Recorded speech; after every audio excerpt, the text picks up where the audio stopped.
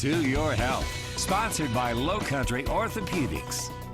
As a college student recovers from an accident that almost cost him his life, News 2's Carolyn Murray says he and his family are celebrating the hard work of the medical team who saved his life. Sophia, Wilson Fennell never imagined he could lose his life doing something he loves so much. So now he and his parents are telling people about supporting research into the life-saving treatments for people who suffer traumatic brain injuries. It's coming up on a year since the accident on the family farm. From what I was told, Wilson Fennell says he lost control of his dirt bike and crashed. I was trying to turn, and apparently it rained or something the night before, and the wheel itself got caught in some leaves and stuff, and I couldn't turn it, and I just smacked myself right into a tree. His dad remembers every detail. It was Thanksgiving Day.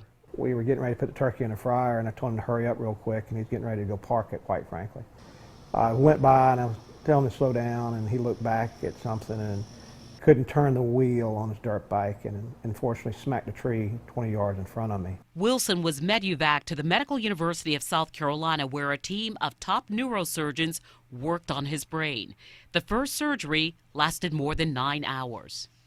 Well, there were two different surgeries. We had the initial surgery at the time of the accident, and Wilson had again removed the damaged skull material, which is about the size of my hand. It's a big kind of an oval area they had to remove to again remove the pressure on his brain that was increasing. He proceeded to put 6 titanium plates from his nose up. For the second surgery, neurosurgeons made Wilson a 3D printed skull. The material came in and fit like a glove on that day that both Dr. Nathan Rowland and Alex Marston put it back in. Recovery has been long and difficult. Thankfully, everything we were told, kind of the worst, we just been thankful and fortunate for Wilson that it's not been the case with him at all. And Wilson is living proof. He's in college. Elon University in North Carolina. Really excited about that school. They've been really great to me.